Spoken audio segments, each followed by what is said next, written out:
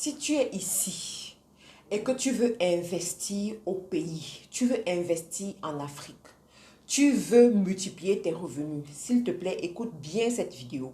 Parce que beaucoup de gens commettent des erreurs irréparables dans leur processus de créer de la richesse, particulièrement en Afrique.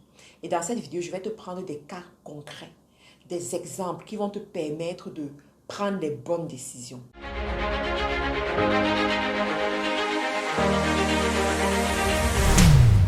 Bonjour à tous, pour ceux qui ne me connaissent pas, je suis Marthe Karine, je suis entrepreneur e-commerce, je suis également investisseur dans plusieurs pays africains et même en Europe et en Amérique du Nord.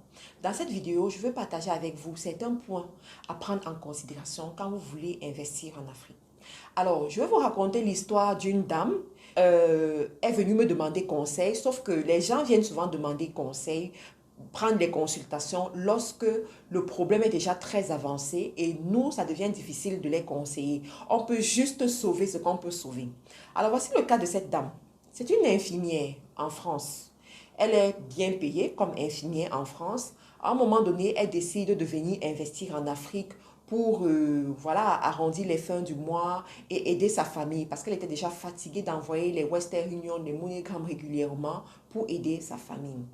Cependant, elle décide de s'engager dans un business de commerce, d'accord? Elle ouvre son commerce. Je ne vais pas rentrer dans plus de détails par rapport à ça parce que ça reste quand même une information confidentielle. Sauf que lorsqu'elle lance son commerce, elle décide de prendre le local dans un endroit un peu reculé. Pourquoi? Parce que c'était la maison familiale et il y avait de l'espace, il y avait des boutiques qu'ils avaient construites. Vous connaissez un peu le style des constructions des Bamileke qui cherchent à préserver l'espace, à rentabiliser l'espace coûte que vaille.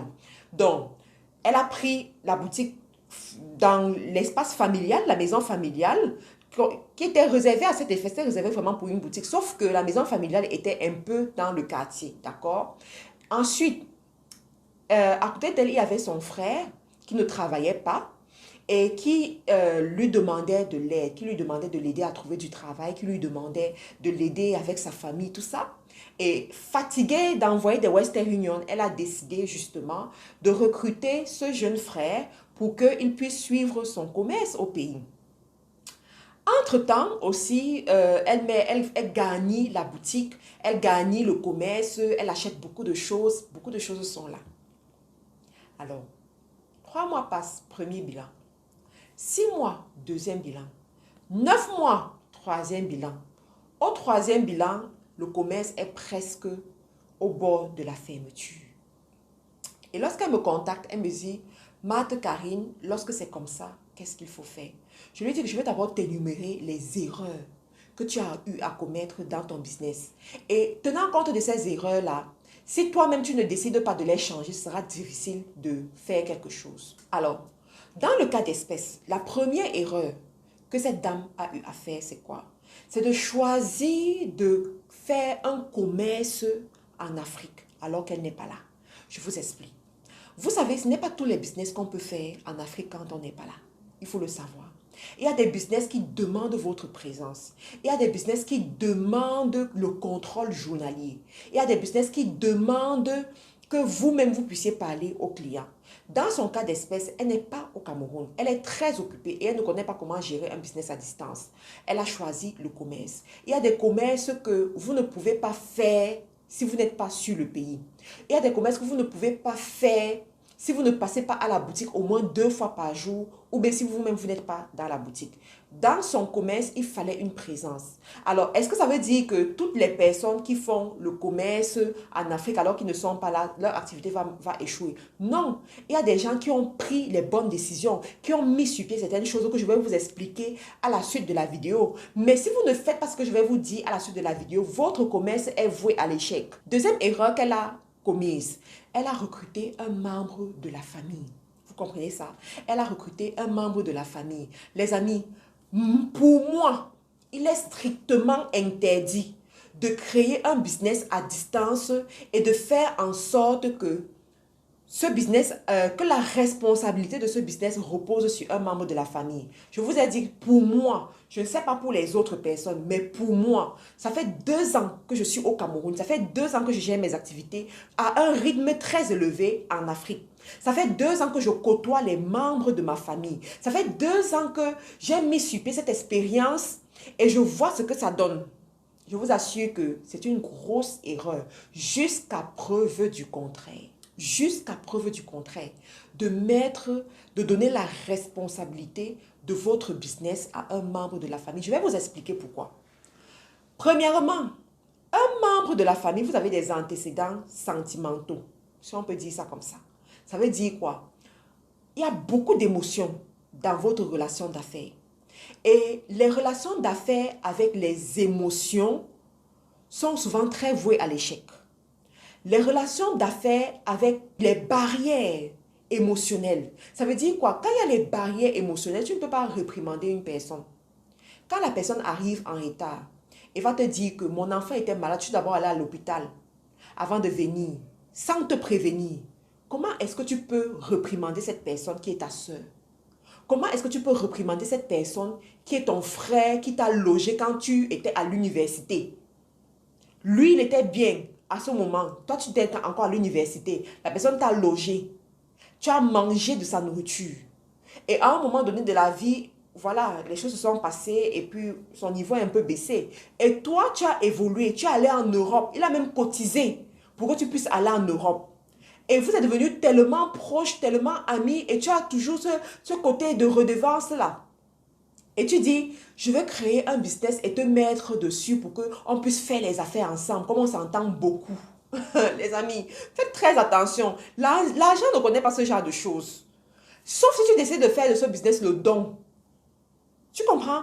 Sauf si tu décides de faire de ce business le don, de dire que je te donne ce business, je t'encourage à travers ce business. Advienne que pourra. Peut-être. Mais si c'est un business sur lequel tu comptes, si c'est un business où tu vas faire les investissements qui viennent de la sueur de ton front, c'est un très mauvais choix à faire. Jusqu'à preuve du contraire. Mais la vérité, c'est que les expériences que j'ai vues avant et après moi, pendant que moi, je suis en train de faire les affaires, ça me prouve que c'est un très mauvais choix. Donc, tu as des cas pareils. Comment est-ce que cette personne arrivera en retard? Tu viendras lui dire quelque chose, tu viendras réprimander, tu viendras lui demander une lettre d'explication. On va te dire que donc tu as grandi. Regardez les enfants qu'on a portés. Regardez les enfants dont on a essuyé les fesses. Voilà comment ils nous parlent aujourd'hui. Vraiment, l'argent change les gens, les amis. Moi qui vous parle, j'ai écouté ça et écouté ça et écouté ça plusieurs fois. Je vous parle en connaissance de cause. Donc ça, c'était d'abord la première erreur que cette dame a eu à faire. Et je vais vous interpeller de ne pas commettre ce genre d'erreur quand vous devez investir en Afrique. Évitez de donner la responsabilité à vos frères et à vos sœurs, aux membres de vos familles, aux amis proches, parce que c'est une autre catégorie de personnes. C'est mon ami intime. Vraiment, c'est ma copine. On a souffert ensemble. On a fait des choses ensemble. Vraiment, c'est comme une sœur aujourd'hui. S'il vous plaît, descendez sur terre. Descendez sur terre. Ça, c'est ce que toi, tu dis. Mais tu ne connais pas ce qui va se dire dans son cœur lorsque les choses vont mal tourner en entreprise. Tu ne connais... Et c'est ça que vous devez comprendre. Je vous assure que faire de l'argent, c'est psychologique. C'est beaucoup de choses à la fois. Vous ne devez pas juste vous limiter à ce que vous connaissez, à ce que vous voyez. Il y a beaucoup de choses à prendre en considération. Donc, ça, c'était la première erreur. La deuxième erreur. La troisième erreur que cette dame a eu à faire, c'est quoi? C'est l'emplacement de son commerce. Oh, ça c'est une erreur que beaucoup parmi vous commettez. L'emplacement de votre commerce. Ok, vous avez une maison familiale qui est située dans un quartier, mais ce n'est pas bien situé. Ça veut dire quoi? C'est disqualifié pour faire le commerce et réussir. C'est disqualifié pour faire votre commerce et réussir. Réfléchissez comme des femmes d'affaires. Réfléchissez comme des hommes d'affaires. Quand tu veux faire le commerce, tu dois choisir ce qu'on appelle les emplacements stratégiques. Les emplacements où il y a de l'affluence. Des emplacements où les gens passent. Des emplacements où il y a déjà des boutiques, où il y a déjà des commerces. Parce que les boutiques, ces commerces vont attirer une forte concentration de personnes. Ça va créer ce qu'on appelle le marché stratégique. Et ça va faire en sorte que plusieurs personnes te voient. Tu ne vas plus trop te battre pour aller chercher les clients. Vous connaissez Amazon. Amazon aujourd'hui est devenu le lieu qui vend le plus. Pourquoi? Parce qu'il y a une forte concentration de propositions. Il y a une forte concentration de boutiques, de produits qui donnent une large capacité de choix au client lorsqu'il arrive. Et le client aime ça. Le client aime choisir. Le client aime comparer. Le client aime décider. Mais quand tu es seul quelque part, c'est un problème. Et en plus d'être seul, tu es reculé dans le quartier. Il faut que tu indiques au client. Il faut qu'il souffre beaucoup pour te retrouver. Ça ne peut pas marcher. Ça ne pourra jamais marcher. Donc, le choix. Et on fait ces erreurs, pourquoi? Parce qu'on se dit, je veux éviter les dépenses. C'est une très mauvaise décision parce qu'il est préférable pour toi. Écoutez très bien cette partie. Il est préférable pour toi de payer un emplacement cher. Il y a des emplacements où tu vas payer 200 000, 100 000, dépendamment du lieu. D'autres même 500 000, d'autres même 1 million. Mais le lieu où tu es t'amène les clients. Un client paye 200 000 quand il entre dans ta boutique. Un seul client. Imagine si tu as 10 clients comme ça en une journée qui viennent déposer 200 000. 10 clients, ça te fait déjà 2 millions en une journée. Tu vois que ton loyer est déjà payé en une journée. Et c'est possible. Il y a des emplacements pareils. Il faut être stratégique. Si l'emplacement que tu payes à 200 000 t'apporte les clients en un mois qui viennent te déposer 5 millions, c'est pas petit, mon ami. C'est pas petit.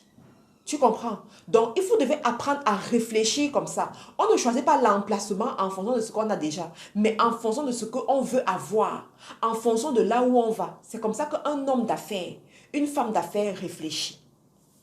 Ensuite, la quatrième erreur que cette dame a eu à réaliser, c'est quoi? C'est qu'elle n'a installé aucun système de contrôle dans son business. Et c'est là où je vous ai dit, toute personne de la diaspora, toute personne qui veut faire un business dans un pays où il n'est pas, qui veut faire un commerce dans un pays où il n'est pas, est voué à l'échec. S'il ne met pas ce qu'on appelle les systèmes de contrôle, vous êtes obligé de mettre les systèmes de contrôle. Dans la description de la vidéo, je vous mettrai un contact qui va beaucoup vous aider pour ceux-là qui veulent investir en Afrique, particulièrement au Cameroun par exemple. Je vous mettrai un contact d'une personne qui va beaucoup vous aider parce que cette personne a créé des systèmes de contrôle des business à distance pour ceux qui font dans le commerce. Parce que dans le commerce, tu as la problématique de la gestion des stocks. Ça, c'est un casse-tête chinois. Si tu ne peux pas gérer tes stocks, tu vas beaucoup perdre de l'argent. On va voler ton stock. Des fois, tu achètes une marchandise de 2 millions. On vend pour 200 000. Et on te dit la marchandise est finie. Il faut encore passer un autre stock. Sauf que tu avais d'abord dépensé 200 000. Tu avais d'abord dépensé 2 millions. Mais on t'a ramené seulement 200 000. Et là, le stock est déjà fini. Le stock est allé où? Le stock est allé où? Qu'est-ce qui s'est passé? Qui a acheté ta marchandise? Donc, la problématique de gestion de stock. La problématique de gestion des données. C'est très important. Et c'est ça que les Africains doivent comprendre. Parce que les Africains aiment faire le commerce comme nos grands-parents. Et nous avons vu les résultats de nos grands-parents. Ils sont restés au bas de l'échelle, au bas niveau. Nous, aujourd'hui, nous ne pouvons plus faire le commerce comme eux. Et si tu veux faire le commerce et réussir, il y a ce qu'on appelle les data, les données. Tu dois savoir manipuler tes données. Tu dois savoir protéger tes données. Tu dois savoir utiliser tes données pour propulser ton business. Par exemple, qui est ton client? Qui sont tes clients fidèles? Pourquoi ces clients sont jugés fidèles? Qu'est-ce qui fait en sorte qu'ils reviennent régulièrement? Qui sont tes clients qui achètent, qui dépensent des grosses sommes dans ton business? C'est la data. Tu dois avoir ces data. Mais cette dame n'avait rien de tout ça. On faisait sa comptabilité dans le cahier. Dans le cahier, ça veut dire que si quelqu'un vole le cahier, c'est foutu pour elle. Si ce frère même décide que, je veux dire, en fait, je n'arrive pas à justifier telle chose, je vais dire que le cahier est perdu. C'est foutu. C'est foutu. Et beaucoup parmi vous, vous fonctionnez de cette façon. Même ceux qui sont sur le territoire, vous fonctionnez avec le cahier. On ne fait plus la comptabilité avec les cahiers, les amis. On ne gère plus une entreprise avec les cahiers. Ça demande un peu plus que ça. Ça demande un système à mettre sur pied. C'était un problème. Pourtant, il y a des systèmes de contrôle à distance qu'il faut mettre sur pied. Moi, j'ai créé mes systèmes de contrôle à distance. Pour l'instant, je ne peux pas encore les dévoiler à la face du monde, mais ça arrivera. Restez connectés sur la chaîne, les amis. Abonnez-vous. Ça arrivera. Je vous dirai comment je fais pour gérer. J'ai des entreprises en Côte d'Ivoire, au Gabon, en France, en Angleterre, au Canada, que je gère à distance à travers mes systèmes de contrôle. J'ai des stocks dans tous ces pays que je viens de citer. J'ai des stocks au Bénin, au Togo, que je gère à travers mes systèmes de contrôle à distance. Aujourd'hui, à travers mon système de contrôle à distance, je peux te dire tel nombre de marchandises j'ai au Togo, sans faute. Tu vas sur place, tu vérifies, c'est ça. Je peux te dire quelle est la valeur de ma marchandise en Côte d'Ivoire. Tu vas sur place, tu vérifies, c'est ça. En temps et en heure. Tu me réveilles à 1 heure, je te dis. Tu me réveilles à 2 heures du matin, je te dis. Je peux te citer les noms de mes clients. Je peux te citer les sommes d'argent qu'ils dépensent. Je peux te citer les noms de mes clients qui achetaient en 2019. Je peux, grâce à mon système que j'ai eu à créer. Un autre problème que cette dame a eu, qui a fait en sorte que son business coule, c'est quoi? C'est le laxisme. Oh mes amis, le laxisme. Le laxisme. Et le laxisme est dû à quoi? Le laxisme est dû au fait qu'elle-même ne sait pas gérer une entreprise. Parce que oui, beaucoup parmi vous, vous faites ça. Vous créez une entreprise, vous-même, vous ne savez pas la gérer. En plus, une entreprise à distance, c'est un problème. Vous ne connaissez pas gérer, vous ne connaissez pas ce qu'il faut pour qu'une entreprise marche. Vous échouez en pensant que c'est le produit, c'est le type de business que tu as fait qui va te permettre d'être riche. Jamais. Jamais. Tu peux faire le million grâce à un type de business, mais tu ne feras jamais le milliard. Tu ne resteras jamais longtemps dans ce business si tu ne deviens pas une personne complètement différente. Donc, elle ne savait pas faire le business, elle ne savait pas gérer ses équipes, elle ne savait pas manager ses équipes et directement, le laxisme s'est installé auprès de ceux qui travaillent pour elle. On vient quand on veut, on ouvre à l'heure qu'on veut, on répond aux clients comme on veut, on traite les clients comme on veut, on fait la comptabilité comme on veut, quand on veut. Vous voyez, tout ce laxisme-là, tout ce, voilà, je fais comme je veux, quand je veux. Tout ça, ça a fait en sorte que son entreprise coule. Les amis, quand vous créez un business, vous devez être strict. Moi, quand je gère mes entreprises, les gens ne me reconnaissent pas. Les gens me disent que tu es deux personnes différentes. Je dis oui, je dois être deux personnes différentes pour mon bien et pour ton bien aussi qui travaille avec moi. Pour ton bien aussi qui m'admire. Parce que tu admires le succès. Et ce succès-là est strict. Le succès est rigoureux. Le succès est égoïste. Si je ne suis pas aussi strict, tu ne vas plus admirer le succès. Tu vas plutôt décrier l'échec que je vais avoir. Donc, quand vous créez une entreprise, apprenez à être rigoureux et rigoureuse. Apprenez à marcher selon les règles, selon le protocole. Beaucoup de gens échouent en Afrique parce qu'ils ne savent pas fixer les règles dans leur business. Vous ne savez pas. Ton capital est même de combien? Commençons à ce niveau. Pour que ton entreprise fonctionne, il te faut un capital de combien? Il te faut un fonds de roulement de combien chaque mois? Ce fonds de roulement, ça permet de couvrir quelles charges? Connais-tu tes charges? Où va ton entreprise? Où est-ce que tu seras dans 2 ans, dans 3 ans, dans 5 ans? Qu'est-ce qu'il faut pour y arriver? Quelles sont tes prévisions? Vous ne connaissez pas tout ça. Vous allez faire comment pour réussir? Vous allez faire comment? Qu'est-ce qu'il faut pour que l'entreprise tourne chaque jour? Pour que ce commerce tourne chaque jour? Vous ne connaissez pas. Donc, apprenez à travailler. Apprenez à vous positionner comme il faut. D'accord? C'est la raison pour laquelle, en ce moment, j'aide beaucoup de gens à travers les consultations. Les gens qui viennent en consultation chez moi, consultation d'affaires chez moi, c'est pour qu'on travaille sur ce genre de choses. Je leur dis exactement quoi faire. Et pour ceux qui veulent encore aller plus loin, ils prennent le mentorat. Bien sûr, le mentorat sur 6 mois pour qu'on te guide à devenir une personne complètement différente. Parce que ça, ce n'est pas une formation, c'est le mentorat. Parce que des fois, vous négligez certains aspects que vous ne connaissez même pas. Et les Américains disent, you don't know what you don't know. Quand tu ne connais pas, tu ne connais pas. Donc, quand tu ne connais pas, il faut qu'on puisse te montrer. Il faut qu'on puisse te guider. D'accord? Donc, il y a tout ça à prendre en considération. Je veux maintenant finir en parlant à ceux de la diaspora qui veulent investir en Afrique. Vous savez, on vient investir en Afrique. Pourquoi? Parce que ça représente des opportunités à plusieurs niveaux. Je parlerai de ça dans une autre vidéo.